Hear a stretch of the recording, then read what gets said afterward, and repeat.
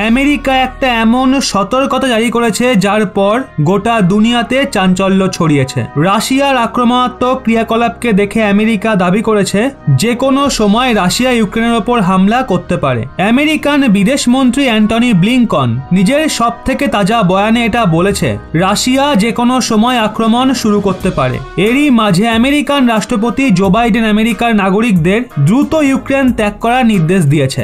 Russian রাষ্ট্রপতি Vladimir Putin আর কারো কাবুতে আসছে না। পুতিন এই সময় একাই ন্যাটোর 30টা দেশের সঙ্গে টক্কর নিয়েছে।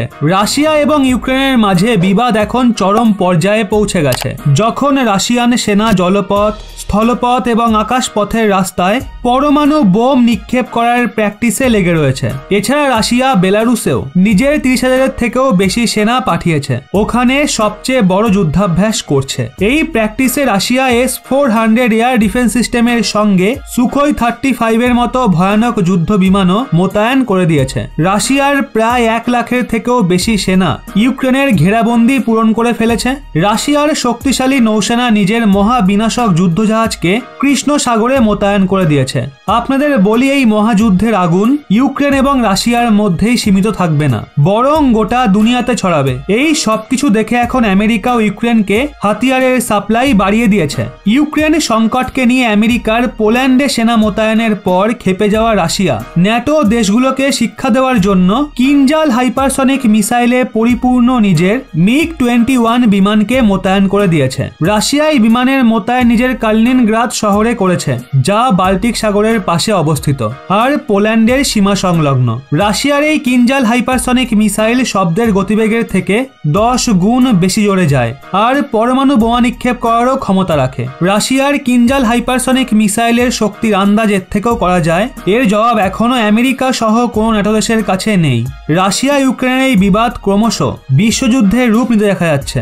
ইউক্রেনের নেতা, ইউক্রেনের সেনা এবং ইউক্রেনের মানুষরা এখন একটা অজানা ভয়ের মধ্যে দিন কাটাচ্ছে। আর এই ভয়ের কারণ দুনিয়ার মহা শক্তিশালী দেশ রাশিয়ার সেনার 3 দিক দিয়ে ঘেরাবন্দি। ইউক্রেন বর্ডারের কাছে শক্তির এমন প্রদর্শন যা দেখে ইউক্রেন কি দুনিয়ার মহাশক্তিগুলো রাশিয়ার সঙ্গে টক্কর নেওয়ার আগে 100 বার ভাববে। কিন্তু সংকট ইউক্রেনের বর্ডারে মজুত রয়েছে। রাশিয়ার সীমাতে তো 1,30,000-এর থেকেও বেশি সেনা শুধুমাত্র রাষ্ট্রপতি ভ্লাদিমির পুতিনের একটা আদেশের অপেক্ষায় রয়েছে। এর মাঝে রাশিয়া এবং ন্যাটোর মধ্যে মত পার্থক্য হচ্ছে আর যত দিন যাচ্ছে ইউক্রেনের বিপদের সময় এগিয়ে আসছে। প্রথমে শুধু ইউক্রেন বলছিল, কিন্তু এখন সমগ্র দুনিয়া মনে করছে। স্বয়ং আমেরিকার রাষ্ট্রপতি জো বাইডেন এবং আমেরিকার বিদেশ মন্ত্রণালয় মনে করছে যে ইউক্রেনের ওপর যে কোনো সময় রাশিয়া ভয়াবহ হামলা করতে পারে। রাশিয়ান বিপদকে দেখে আমেরিকার বিদেশ বিভাগ নিজেদের নাগরিকদের জন্য একটা অ্যাডভাইজারিও জারি করেছে। ইউক্রেনে রাশিয়ার কার্যকলাপের বিপদ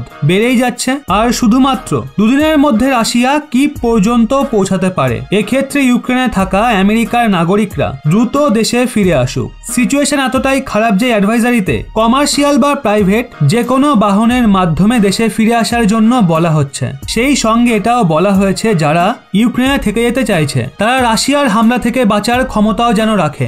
যখন আমেরিকার নাগরিকদের বাঁচানোর জন্য ইউক্রেনে আমেরিকান সেনা পাঠানোর কথা বাইডেনকে জিজ্ঞাসা করা হয়, তখন উনি সঙ্গে সঙ্গে সেনা পাঠাতে অস্বীকার করে, বলে আমেরিকা ইউক্রেনে সেনা পাঠাবে না। এটা বিশ্বযুদ্ধের রূপ নেবে যদি আমেরিকা এবং রাশিয়া একে অপরের ওপর গুলি চালানো শুরু করে দেয়। কিন্তু এমনটাও নয় যে আমেরিকা এবং ন্যাটো দেশ রাশিয়ার সামনে ইউক্রেনকে একা ছেড়ে দিয়েছে। রাশিয়ার বিনাশকারী হাতিয়ারের সাথে মোকাবিলা করার জন্য আমেরিকা এবং ন্যাটো দেশ ইউক্রেনকে খতরনাক হাতিয়ারের সাপ্লাই করেছে। মনে করা হচ্ছে যদি রাশিয়া হামলা করে তাহলে সবার প্রথমে রাশিয়ার অজেয় ট্যাঙ্ক ইউক্রেনে ঢুকবে। এক্ষেত্রে আমেরিকা ইউক্রেনকে ট্যাঙ্ক রোধী জ্যাভলিন মিসাইলের সাপ্লাই করেছে, যেগুলো চালানোর ট্রেনিং আমেরিকার সেনাই দিচ্ছে।